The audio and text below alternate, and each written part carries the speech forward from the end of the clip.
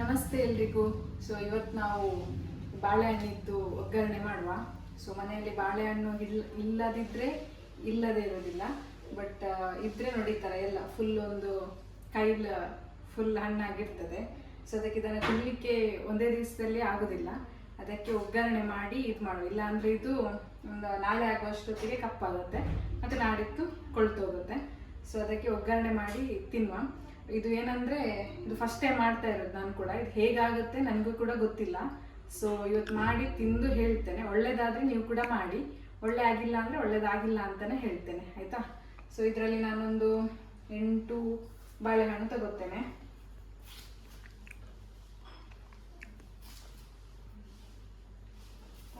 ಇದರಲ್ಲಿ ನಾನೊಂದು 8-9 ಬಾಳೆಹಣ್ಣು ತಗೊಂಡಿದ್ದೇನೆ. ಸೊ ಇದನ್ನು ಈಗ ಕಟ್ ಮಾಡಬೇಕು.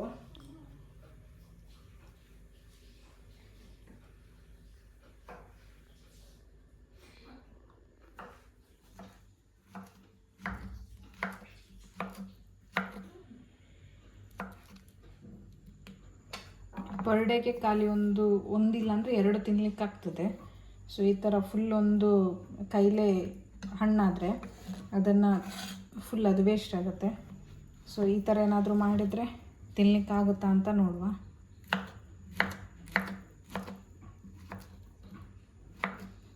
ಕೈಲಂದೆ ಕಂಪುನ ಗೊಣೆ.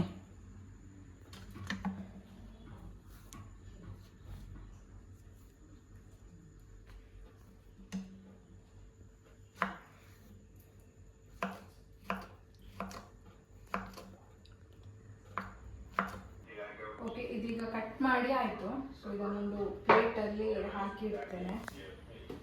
ಈ ಥರ ತುಂಬ ಚಿಕ್ಕ ಕೂಡ ಅಲ್ಲ, ತುಂಬ ದೊಡ್ಡ ಕೂಡ ಅಲ್ಲ. ಕಟ್ ಮಾಡಿ ಒಂದು ಪ್ಲೇಟಲ್ಲಿ ಹಾಕಿ ಇಡ್ತೇನೆ.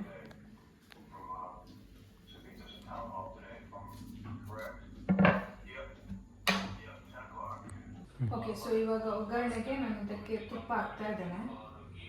ಸ್ವಲ್ಪ ತುಪ್ಪ ಹಾಕುವ.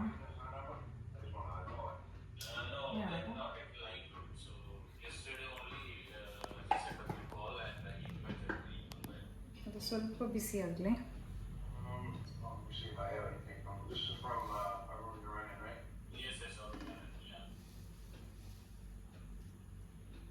ಅದಕ್ಕೆ ಇವಾಗ ಸಾಸಿವೆ ಹಾಕ್ತಾ ಇದ್ದೇನೆ.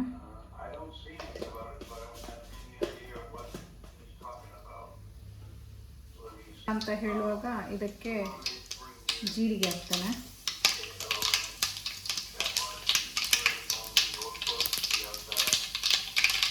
ಮತ್ತು ಬೇಯಿಸೋದು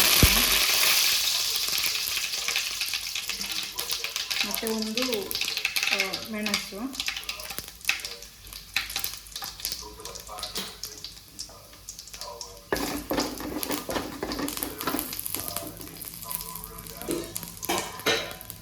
ಮತ್ತು ಇದಕ್ಕೆ ಸ್ವಲ್ಪ ತೆಂಗಿನಕಾಯಿ,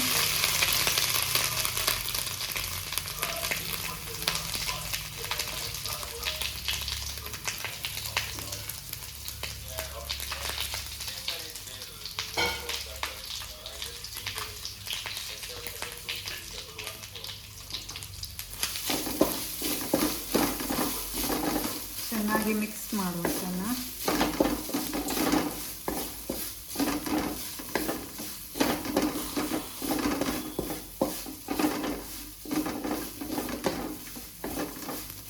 ಇನ್ನು ಇದಕ್ಕೆ ಉಪ್ಪು ಕೂಡ ಹಾಕಬೇಕು. ಉಪ್ಪು ನಾವು ಬಾಳೆಹಣ್ಣೆಲ್ಲ ಹಾಕಿದ ಮೇಲೆ ಉಪ್ಪು ಹಾಕುವ.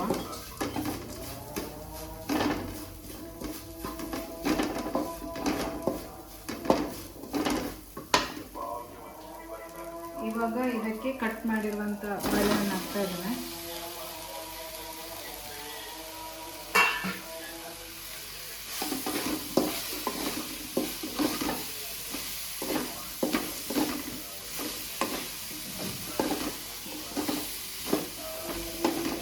ಇದಕ್ಕೆ ಇವಾಗ ಉಪ್ಪು ಈ ಥರನೇ ಹಾಕಿದರೆ ಅದು ಎಲ್ಲ ಕಡೆ ಕೆಲವು ಕಡೆ ಉಪ್ಪಾಗ್ಬೋದು, ಕೆಲವು ಕಡೆ ಉಪ್ಪು ಇಲ್ಲದೆ ಇರ್ಬೋದು. ಅದಕ್ಕೆ ಉಪ್ಪನ್ನು ಸ್ವಲ್ಪ ನೀರಲ್ಲಿ ಹಾಕಿ ಅದನ್ನು ಕಲ್ಲಡಿಸಿ ಮತ್ತೆ ಇದಕ್ಕೆ ಹಾಕಿ ಇದನ್ನು ಬೇಯಲಿಕ್ಕೆ ಇಡುವ. ಸೊ ನಾನು ಉಪ್ಪನ್ನು ಈಗ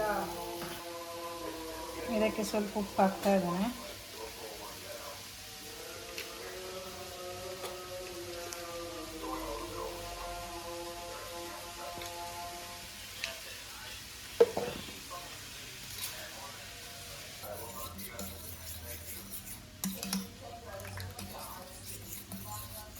ಇವಾಗ ಈ ಉಪ್ಪಿದ್ದು ನೀರನ್ನು ಅದಕ್ಕೆ ಹಾಕುವ.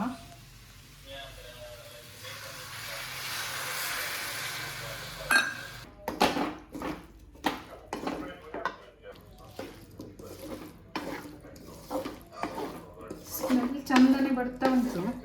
ಇನ್ನು ತಿನ್ನಲಿಕ್ಕೆ ಹೇಗಿದೆ ಅಂತ ತಿಂದು ನೋಡಬೇಕಷ್ಟೆ.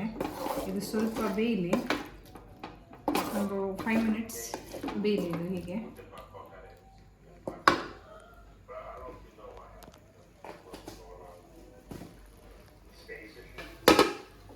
ಇದು 5 ಮಿನಿಟ್ಸ್ ಬೆಂದಾದ್ಮೇಲೆ ನೋಡುವ. ಇದು ಇವಾಗ ಆಯಿತು. ಸೊ ಇದು ಹೇಗಾಗಿದೆ ಅಂತ ನೋಡುವ.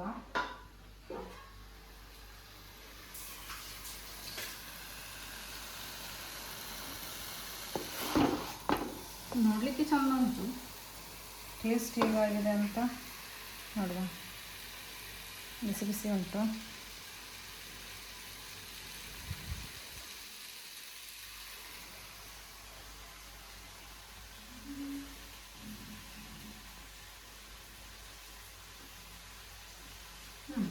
ಚೆನ್ನಾಗಿದೆ, ಟ್ರೈ ಮಾಡ್ಬೋದು. ಜೀರ ಎಲ್ಲ ಮಿಸ್ ಮಾಡದೆ ಹಾಕಿ. ಜೀರ ಹಾಕಿಲ್ಲ ಅಂದರೆ ಅಷ್ಟು ಚೆನ್ನಾಗಿ ಬರಲಿಕ್ಕಿಲ್ಲ. ಜೀರ ಹಾಕಿದ್ರಿಂದ ಆ ಬನಾನಾ ಫ್ಲೇವರ್ ಮತ್ತು ಆ ತೆಂಗಿನಕಾಯಿ ಜೀರ ಎಲ್ಲ ಚೆನ್ನಾಗಿದೆ, ಟ್ರೈ ಮಾಡ್ಬೋದು. ಸೊ ಇನ್ನು ಉಳಿದಿರೋ ಬನಾನಾ ನಾಳೆ ಎಲ್ಲ ಕಂಪ್ಲೀಟಾಗಿ ಈ ಥರನೇ ಮಾಡಿ ಎಲ್ಲರಿಗೂ ಕೊಡೋದು. Thank you.